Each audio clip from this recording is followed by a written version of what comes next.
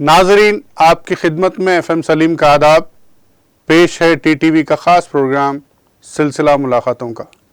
इस प्रोग्राम में हम मुख्तलिफ़ शोबे हयात की ख़ास शख्सियतों से आपकी मुलाकात करवाते हैं। आज हमारे साथ स्टूडियो में मौजूद हैं जनाब मोहम्मद अमजद साहब। अमजद साहब बानी हैं और डायरेक्टर हैं एपेक्स इंटरनेशनल स्कूल के। ये स्कूल मुशीराबाद में क़ायम किया गया है। पेश है एक तारुफ़। कभी कभी अच्छे जज्बे से शुरू किया गया छोटा सा काम भी आगे चलकर बड़ी कामयाबी का रास्ता दिखाता है। खुसूसन तालीम की दुनिया में छोटा सा चिराग भी सैकड़ों बल्कि हजारों की जिंदगी को रोशन कर सकता है। बात मुशीराबाद के एपेक्स स्कूल की है। मोहम्मद अमजद और उनकी शरीके हयात ने गर्मी की छुट्टियों में सोचा कि बच्चों के लिए दीनी तालीम की तरबियती क्लासेस चलाई जाएं। शुरुआत हुई तो पाया कि कई बड़े नामी गिरामी स्कूल में पढ़ने वाले बच्चों में भी दीन की छोटी छोटी मगर ज़रूरी बातों के इल्म का फुकदान है। उन्होंने 2013 में इस्लामिक समर क्लासेस का सिलसिला शुरू किया। काम अच्छा था, चल निकला। मोहम्मद अमजद की शरीके हयात मोहतरमा तहसीन मरियम जमेतुल बनात से फारिग आलिमा है और उस्मानिया यूनिवर्सिटी से कॉमर्स की पोस्ट ग्रेजुएट है। उनकी काविशों से समर क्लासेस में बच्चों की तादाद बढ़ने लगी। 3-4 साल की लगातार मेहनत रंग लाई और हर साल समर क्लासेस से बच्चों की दिलचस्पी बढ़ने लगी। उन्होंने सोचा कि क्यों ना ऐसा स्कूल शुरू किया जाए जिसमें मेयारी असरी तालीम के साथ साथ इस्लामी तालीमात का एहतमाम हो। कई माहिरीन से मुलाकात की, मशवरे लिए और फिर बुनियाद पड़ी एपेक्स इंटरनेशनल स्कूल की। समर क्लासेस से लोगों में जान पहचान तो हो ही गई थी और अब स्कूल को भी लोगों ने हाथों हाथ लिया और दाखिले भी बड़ी तादाद में हुए। कुछ ही दिन में मुशीराबाद के आसपास के इलाकों में एपेक्स इंटरनेशनल ने अपनी खास शिनाख्त बनाई। सब कुछ ठीक चल रहा था कि कोरोना वबा के चलते लॉकडाउन लग गया। दुनिया मुसीबतों के नए जाल में फंस गई। बड़े पैमाने पर लोगों ने मुसीबतें सही, मसाइल से दो चार हुए। एपेक्स इंटरनेशनल स्कूल चलाने में भी दुश्वारियां आई, लेकिन उन्होंने हिम्मत नहीं हारी। 2 साल के मुश्किल हालात के बाद सफर फिर से चल पड़ा। स्कूल में मॉडर्न एजुकेशन के साथ साथ बच्चों की तरबियत पर खास तवज्जो दी जाती है। अखलाकियत पर जोर देते हुए बुनियादी तालीम को मजबूत करने की कोशिश की जा रही है। मोहम्मद अमजद और उनकी बेगम तालीम की दुनिया में तब्दीली लाने के जज्बे से काम किए जा रहे हैं। कई सारे तजुर्बों से गुजर रहे हैं। उन्होंने यतीम बच्चों के तालीम के लिए एक ऑर्फन फंड भी कायम किया है जो उनके स्कूल में गरीब बच्चों की तालीमी मदद के लिए काम आता है। उनका इरादा है कि स्कूल में सबके लिए एक अच्छी मिसाल हो। उनके जज्बे और कामयाबी की कहानी को जानने के लिए मिलते हैं मोहम्मद अमजद से। पेश है टीटीवी की खास पेशकश सिलसिला मुलाकातों का। अमजद साहब, अस्सलाम वालेकुम। वालेकुम अस्सलाम। स्टूडियो में आपका बेहद इस्तकबाल है, बहुत बहुत इस्तकबाल है। शुक्रिया। सबसे पहले तो मैं गुफ्तगू के दौरान ये जानना चाहूँगा कि आप फार्मेसी के स्टूडेंट रहे हैं, तो ये स्कूल क़ायम करने का जो ख्याल है किस तरह से आया? ये तकरीबन 2013 या 2014 की बात है। तो मेरी वाइफ जामियतुल बनात से आलिमा है, तो उनके जहन में एक प्रोग्राम था कि समर हॉलीडेज़ में जो हमारे लड़कियां लड़के स्कूल जो जाते हैं वो खाली रहते हैं जी, तो उनके लिए एक समर क्लासेस का सेटअप करेंगे हमारे मोहल्ले में। तो इस्लामिक समर क्लासेस के नाम से 2013 में हमने स्टार्ट किया था हमारे एक ख़ास दोस्त जनाब अब्दुल खदीर साहब की मदद से। तो जब समर क्लासेस में हाई स्कूल के लड़कियां, इंटरमीडिएट के लड़कियां, ग्रेजुएशन और पोस्ट ग्रेजुएशन की लड़कियां हमारे पास आकर एडमिशन ली और वो शॉर्ट कोर्स जो है समर क्लासेस का वो करना शुरू करे, तो final day, end of the day Salim साहब, मैं आपको ग्राउंड रियलिटी बताऊंगा मुस्लिम माशरे की और एजुकेशन की, कि बड़े बड़े स्कूल्स और बड़े बड़े कॉलेजेस में पढ़ने वाली लड़कियों को बेसिक इस्लामिक नॉलेज भी उसमें वो कमज़ोर थे। जी जी। मिसाल के तौर पे नमाज में पढ़ने वाले सूरे, उठने बैठने चलने फिरने की दुआएं, जी जी। खाने की दुआएं, नाखून तराशने का तरीका, तो ये बुनियादी चीज़ें मिशनरी स्कूल्स, कारपोरेट स्कूल्स में पढ़ने वाले लड़कियों को वो थोड़ा सा उसमें पीछे थे। जी जी जी। तो वो 2013 से हमारा जो समर क्लासेस का सिलसिला था वो चल रहा था। जी। तो उसी दौरान मेरी वाइफ का ये आइडिया था कि हम लोग मोहल्ले में एक ऐसा स्कूल स्टार्ट करें जो कारपोरेट टाइप का हो, जो CBSE भी हो, जिसमें मॉडर्न साइंस भी पढ़ाया जाए, जिसमें कुरान हदीस भी पढ़ाई जाए, जो इस्लामिक स्टडीज और इस्लामिक एथिक्स के साथ चलाया। जी जी। तो 14, 15, 16 हमने ग्राउंड लेवल पर इस पर बहुत ज़्यादा मेहनत की। जी। इसी सिलसिले में आयशा रुबीना मैडम, इलियास शरफुद्दीन साहब से हमारी मुलाकातें हुई। तो जो एक ख्वाब था स्कूल स्टार्ट करने का मॉडर्न इस्लामिक सब्जेक्ट के साथ, वो 2017 में अल्हम्दुलिल्लाह पूरा हुआ। जी जी। और एक बेहतरीन स्कूल मुशीराबाद में हमने ये मॉडर्न इस्लामिक कॉन्सेप्ट से शुरू किया। एक सवाल हो सकता है कि जब आपके जो तलबा आपके पास आ रहे थे वो मुख्तलिफ स्कूल से थे, तो उनको आपने देखा कि उनके पास बुनियादी इस्लामी तालीम नहीं है, तो आप एक अच्छा मदरसा खोल सकते थे, तो स्कूल कायम करने का ही इरादा क्यों रहा? मदरसा एक डिफरेंट सब्जेक्ट है और स्कूल एक डिफरेंट सब्जेक्ट है। जी, जी। दोनों में तो तालीम ही दी जाती है, जी। लेकिन तालीम इस वक्त जो तालीम का सिस्टम है, मॉडर्न एंड इस्लामिक एजुकेशन ही सबसे बेहतरीन है। जी, क्योंकि ऐसी तालीम हो जहां मॉडर्न साइंस हो, जी, इंग्लिश हो, कंप्यूटर्स हो, लैंग्वेजेस हो, उसके साथ साथ दीनी तालीम हो। जी जी। मदरसा खोलना चाहिए, अच्छी बात है, लेकिन मदरसे में सिर्फ एक तरफा तालीम हो जाती है, वो सिर्फ दीनी तालीम की हद तक महदूद है। मदरसों को भी चाहिए कि वो भी अपना मॉडर्नाइजेशन करे और वो भी थोड़ा सा बुनियादी मॉडर्न सिलेबस भी अपने मदरसों में पढ़ाए, और स्कूल्स को चाहिए कि वो भी बेसिक दीनी तालीम अपने स्कूल्स में पढ़ाए। ये दोनों चीज़ें जब एक साथ होंगी तो यकीनन हमारे स्टूडेंट्स का ओवरऑल डेवलपमेंट होगा सारे चीज़ों के साथ। तो स्कूल खोलने से पहले आपने किस तरह की तैयारियां की? क्या बहुत तैयारियां मुश्किलात आई आपको? किस तरह के चैलेंजेस आए? तजुर्बा तैयारियां तो बहुत ज़्यादा की। जैसे मैंने भी कहा कि हमने 2014, 15, 16 में सिर्फ जैसे इरादा होते ही स्कूल खोलने का काम शुरू नहीं किए। 3 साल तक मुसलसिल ग्राउंड लेवल पर हम काम करते रहे, शहर के बड़े बड़े स्कॉलर से मिले। आयशा रुबीना मैडम जो अवैसी स्कूल ऑफ एक्सेलेंस के डायरेक्टर है, उनकी हमने मदद ली। इलियास शरफुद्दीन साहब जो टीवी डिबेटर है, बहुत बड़े इंटरनेशनल स्कॉलर है, उनकी हमने मदद ली। खुद अकबरुद्दीन अवैसी साहब ने हमारा बहुत ताउन किया, और शहर के बड़े बड़े स्कॉलर्स के पास हम गए, उनकी राय लिए, उनसे हेल्प लिए और उनसे मशवरे लिए, और सबके साथ उनको अपने बोर्ड ऑफ डायरेक्टर्स में शामिल किए, और एक बड़े पैमाने पे जब अच्छी तरीके से प्रिपेयर हो गए तो एक बड़े पैमाने पे स्कूल खोलने का जब फिर 2017 ये तो लोगों की मदद के बारे में आपने कहा, तो ये मैं जानना चाहूँगा कि किस तरह के मसाइल थे जो आपको लगा कि शुरुआत करने में बहुत सारे मसाइल होते हैं, बहुत सारे चैलेंजेस होते हैं, तो वो क्या थे, ताकि लोगों को पता चले कि स्कूल खोलना जो इतना आसान नहीं है? जी नहीं, स्कूल खोलना बहुत मुश्किल काम भी नहीं है।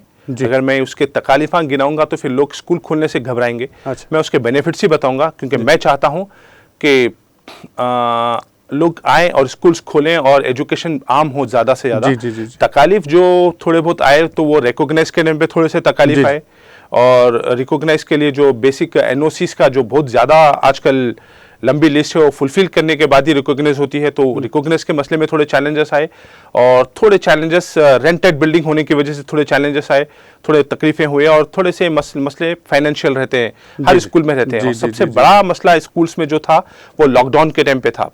18 महीने करीब स्कूल बंद रहा, तो वो फाइनेंशियल मैनेज करना वो काफ़ी मुश्किल काम था थोड़ा सा। गालिबन आपने जैसे स्कूल शुरू किया था और तरक्की होने लगी थी, तो अचानक जो है दूसरे साल ही ये लॉकडाउन वाला आपको मुकाबला करना पड़ा उसका। शदीद तकलीफ थी, अल्फाज में बयान नहीं कर सकते। लॉकडाउन की तकलीफ बहुत शदीद तकलीफ थी। जी जी। लेकिन हमारे जो बिल्डिंग ओनर है ज़फ़र साहब, हमारी बिल्डिंग का करीब 1 लाख रुपए कुछ किराया है। जी जी। तो ज़फ़र साहब 50% किराया लेते रहे। अच्छा। और फिर मेरी वाइफ की बहुत ज़्यादा इसमें कुर्बानियाँ थी, उन्होंने अपनी पर्सनल चीज़ें बेच कर स्कूल को फाइनेंशियली बर्डन से बचाए। तो अब हालात सुधर रहे हैं आहिस्ता, तो किस तरह बहुत तेजी से सुधर रहे हैं, अल्हम्दुलिल्लाह तेजी से सुधर रहे हैं। लोग अभी स्कूल की तरफ आ रहे हैं, एजुकेशन की तरफ आ रहे हैं, और हालात सुधर रहे हैं। फाइनेंशियल डिपार्टमेंट के अलावा बाकी सब हालात अब अल्हम्दुलिल्लाह ठीक है। अगर देखा जाए तो CBSE आपने कहा कि CBSE जो है वो तर्ज तालीम आपके पास है इब्तदाई जमातों में, तो सीबीएसई के साथ चलते हुए इस्लामिक स्टडीज़ की सहूलत देना, इसमें कितनी आज़ादी है स्कूलों को? ये अप टू 5th क्लास पूरी आज़ादी है जी। उसमें कोई आपको कुछ आके डिपार्टमेंट वाले भी कोई इंटरप्ट नहीं करते आपको, और कोई उसमें सवाल जवाब भी ज़्यादा नहीं होता। लेकिन 6th के बाद जो क्वेश्चन पेपर्स भी आपसे गवर्नमेंट से आएंगे और सारे चीज़ आएंगे, तो और आपको मार्कशीट भी आप अपडेट करते रहना पड़ेगा डिपार्टमेंट को। तो 6 के बाद से थोड़े से मसाइल होते हैं, लेकिन प्री प्राइमरी के लिए इसमें कोई मसला नहीं है, आप आज़ादी से अपना स्कूल चला सकते हैं। 6 के बाद भी आप मॉडर्न इस्लामिक तालीम की सहूलत अगर क़ायम रखना चाहते हैं या वो मुहैया कराना चाहते हैं बच्चों को, तो क्या है आपके दिमाग में, किस तरह का प्लान है? देखिए, मॉडर्न इस्लामिक सब्जेक्ट को पहले समझना पड़ेगा। मॉडर्न एंड इस्लामिक सब्जेक्ट क्या है? स्कूल तो मॉडर्न है, तो उसमें इस्लामिक क्या है? जी। उसमें इस्लामिक ये है कि हमारा स्कूल जो चलता है ना, इस्लामिक एथिक्स पे चलता है। इस्लामिक एथिक्स क्या है? हमारे पास टीचर्स और स्टूडेंट ज़ोहर की नमाज जमात के साथ पढ़ते हैं जी। हमारे पास स्कूल में कोई बच्चा ठहर के पानी नहीं पी सकता। हमारे पास स्कूल में कोई दूसरा स्टूडेंट वल्गर लैंग्वेज में बात नहीं कर सकता। हमारे पास स्कूल में ना लंच दस्तर डाल के दुआ पढ़ा के लंच होता है हमारे पास। मॉर्निंग प्रेयर में ना दुआएं, कुरान हदीस वगैरह होती है थोड़ी सी। तो ये इस्लामिक एथिक्स के साथ स्कूल चलता है। तो आप ये कहना चाहते हैं कि उनके बिहेवियर में इस्लामी तालीम आए? बिल्कुल। और न सिर्फ किताबों में ना हो, बिल्कुल, बल्कि उनके बिहेवियर में। तो ये कितनी तब्दीली आपने तलबा में महसूस की? अल्हम्दुलिल्लाह बेहतरीन, बहुत ज़्यादा इसके असरात आना शुरू हो गए, मैं एक छोटा सा आपको जब हम लोग रिसर्च कर रहे थे स्कूल स्टार्ट करने के लिए, तो एक छोटा सा मैं तजुर्बा आपके साथ शेयर करना चाहूँगा। हम लोग एक शहर के बहुत बड़े कारपोरेट स्कूल में गए, मैं किसी भी का नाम नहीं लूँगा, लेकिन वहाँ पर हम वो मैनेजमेंट से रिक्वेस्ट करके उनका स्कूल देखना चाह रहे थे, तो वो भी परमिशन दिए थे। तो हम पूरी बिल्डिंग उनकी घूम के देखे। वहाँ एक मुस्लिम लड़का मेरे को मिला जो वॉशरूम में ना यूरिनल्स बने हुए थे और यूरिनल में ठहर कर पेशाब कर रहा था। तो हमने उसको के पूछा, तो उन्हें बोला कि भाई ये स्कूल में तो यूरिनल्स ही है, हम चाहे तो भी तहारत नहीं ले सकते, हम क्या करें? हमारे पास स्कूल में है ही यूरिनल्स, वो तो गर्ल्स के लिए है, बॉयज़ के लिए तो यूरिनल्स ही है। तो ये जो 2nd क्लास 1st क्लास के बच्चे 10th तक जब यूरिनल स्टार्ट करते हैं, यूरिनल यूज़ करते हैं, तो फितरतन उनके अंदर ना तहारत का निज़ाम ख़त्म हो जाता है।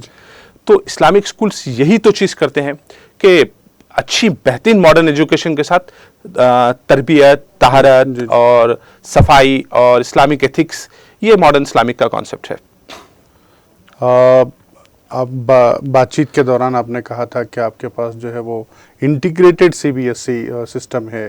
तो ये इंटीग्रेटेड सीबीएसई सिस्टम क्या है, किस तरह से चलाया जाता है? ये कोई बहुत बड़ी चीज़ नहीं है, ये कोई ख़ास चीज़ नहीं है। जी। और ये एक बच्चों को बेसिक स्ट्रॉन्ग करने के लिए एक छोटा सा फार्मूला है। जी। और मैं समझता हूँ कि मुस्तकबिल में सारे स्कूल सीबीएसई ही हो जाएंगे, क्योंकि तेज़ी से जो रुझान हो रहा सीबीएसई की तरफ लोग जा रहे हैं। तो मुस्तकबिल में सारे स्कूल भी सीबीएसई हो जाएंगे। ये बेसिक सीबीएसई के बुक्स ले पढ़ाते हैं क्योंकि बच्चों की ना बेसिक स्ट्रॉन्ग हो जाए, क्योंकि जितनी स्ट्रॉन्ग बेसिक्स है रहेगी उतना स्ट्रॉन्ग फिर उनका आगे की लाइफ रहेंगी उसमें। जी। मादरी ज़बान उर्दू को किस तरह से आपके पास आपके स्कूल में अहमियत दी जा रही है, और क्या आपको लगता है कि मादरी ज़बान में तालीम देना ज़रूरी है या नहीं है? इसके बारे में आप क्या ख्याल रखते हैं? मादरी ज़बान बुनियादी हक़ है जी, और जो हर बच्चे को सीखनी चाहिए, वो जिस मज़हब का हो और जिस स्टेट का हो, उसको अपनी स्टेट की लैंग्वेज, मादरी लैंग्वेज सीखनी चाहिए। और ये चीज़ मुसलमानों पे भी लाजिम है कि उर्दू सीखें, उर्दू सिखाएं। Apex international school Islamic education के साथ उर्दू के लिए भी बहुत ज़्यादा काम कर रहा है, और हम मज़ीद मुस्तक़बिल में ना उर्दू को और अच्छी तरीके से अपने बच्चों को पढ़ाएंगे ताकि उर्दू बाकी भी रहे और उर्दू डेवलप भी होती रहे। आपका स्कूल, अगर मैं ये जानना चाहूँ कि दूसरे जो स्कूल हैं उनसे किस तरह अलग है, उसमें क्या खुसूसियात हैं? एपेक्स इंटरनेशनल स्कूल की खुसूसियत यही है कि हम बच्चों की तालीम के साथ तरबियत पे बहुत ज़्यादा फोकस करते हैं, क्योंकि हमारा मानना ये है और हकीकत भी यही है कि अगर हमारा बच्चा 100 आउट ऑफ 100 ना लाकर 100 में से 80% या 90% मार्क्स लाए और उसकी तरबियत अच्छी हो, उसके अखलाक अच्छे हो, उसके अंदर इस्लामिक एथिक्स आए, उसको पानी पीने का तरीक़ा, बैठने का तरीक़ा, बड़ों से बात करने के आदाब, और उसको ना बुनियादी चीज़ें अच्छी एजुकेशन के साथ सीखे तो वो दुनिया का सबसे अच्छा स्टूडेंट है। 100 आउट ऑफ 100 लाने से ज़्यादा बेहतर ये है कि 100 आउट ऑफ 80 ही लाए, लेकिन अपनी तहजीब के साथ, अच्छे अखलाक के साथ और अच्छी तरबियत के साथ लाए, वो ज़्यादा बेहतर है। एपेक्स इसी फॉर्मूले पे काम कर रहा है और हमारा मेन बुनियादी कॉन्सेप्ट ही यही है कि तालीम के साथ तरबियत दे। नहीं, आपने कहा नंबर्स की बात की, नंबर्स 100 आउट ऑफ 100 या 100 आउट ऑफ 80 की बात कर रहे हैं आप, लेकिन ज़्यादातर जो बच्चे हैं उनमें यही कंपटीशन लगा रहता है कि भाई, और माँ बाप भी यही चाहते हैं कि उनके बच्चे 100 तक पहुँचे, और फिर आप कह रहे हैं कि वो 100 आउट ऑफ 80 अगर ला लें तो भी ठीक है। तो इसको कैसे आप बैलेंस करेंगे? माँ बाप कुछ चाहेंगे, आप कुछ बताएंगे, तो कैसे? नहीं, देखिए, कोई माँ बाप भी नहीं चाहते कि 100 आउट ऑफ 100 लाए। माँ बाप ये चाहते हैं कि उनके बच्चे की ना तालीम और तरबियत अच्छी हो। जी, हर माँ बाप की यही ख्वाहिश होती है कि तालीम और तरबियत दोनों एक साथ चलें। अगर अच्छी तरबियत के साथ 100 आउट ऑफ 100 ला रहा है तो ये तो माँ बाप के लिए ना सबसे बड़ा डबल बेनिफिट है। जी जी जी। अगर वो अच्छी तरबियत के साथ 90% मार्क्स ला रहा है और वो अपने माँ बाप का फर्माबरदार है और अपने माँ बाप की बात सुनता है और अपने माँ बाप की ना खिदमत करने के उसके अंदर एक जज्बा है और थोड़े कम मार्क्स है, तो ऐसा स्टूडेंट वो स्टूडेंट से ज़्यादा बेहतर है जो 100 आउट ऑफ 100 लाए और अपनी माँ बाप की नाफरमानी करे।